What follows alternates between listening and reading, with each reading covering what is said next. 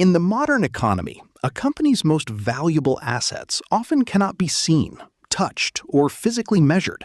Think of software algorithms, patents, and brand names. But how do we account for something that is essentially invisible? Hello everyone, and welcome back to the channel.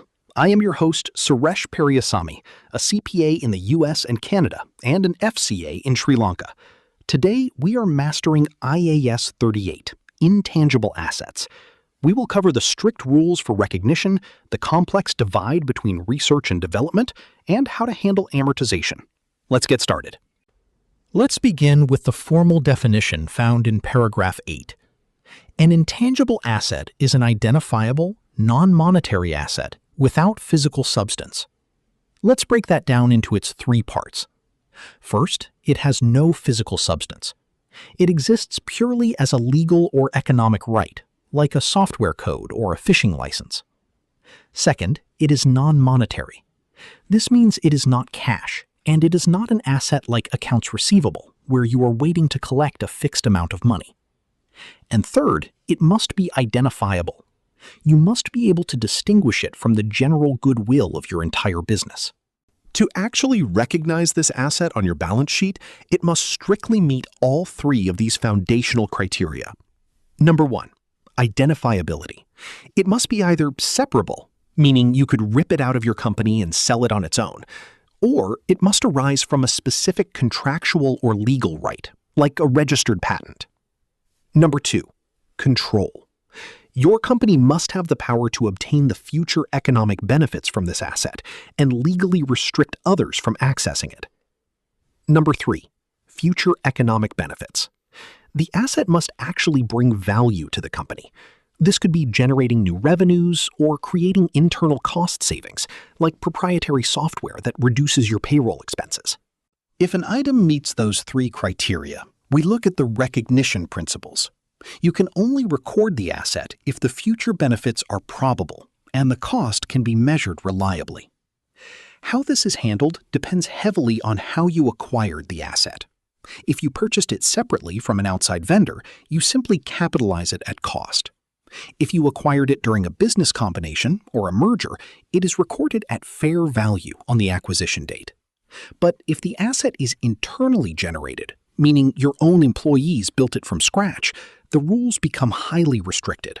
This is the most complex area of IAS 38.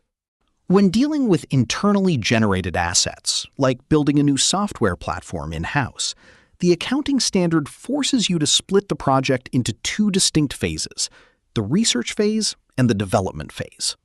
Let's look at the research phase. This is the early stage.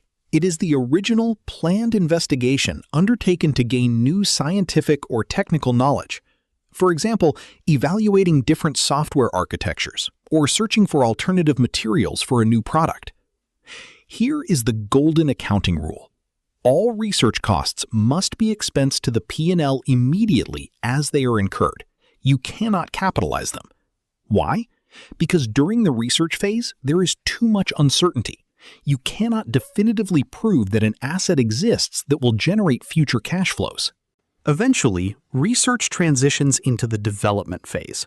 Development costs must be capitalized, but only if the entity can demonstrate all 6 of the following strict criteria.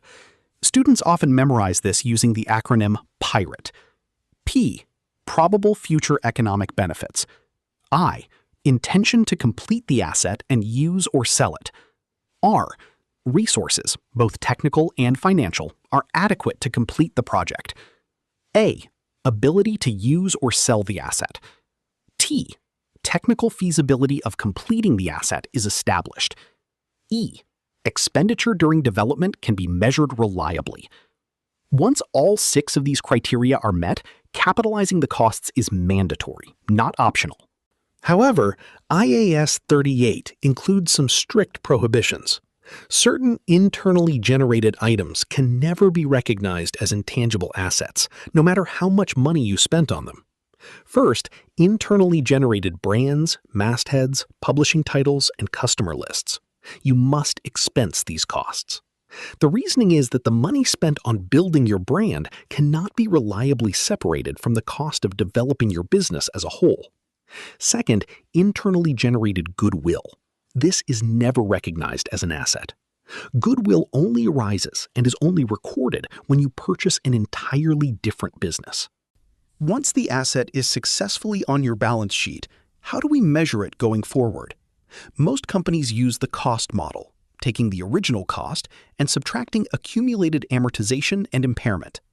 The revaluation model is allowed, but it is extremely rare because it strictly requires an active public market for that specific asset type. For amortization, you must determine the asset's useful life.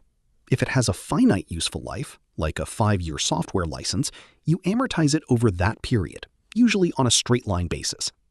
But if it has an indefinite useful life, like a trademark that you will renew forever, you do not amortize it. Instead, you must test it for impairment at least annually, in accordance with IAS 36. Navigating IAS 38 requires significant professional judgment, especially when deciding exactly when a project crosses the line from research into development.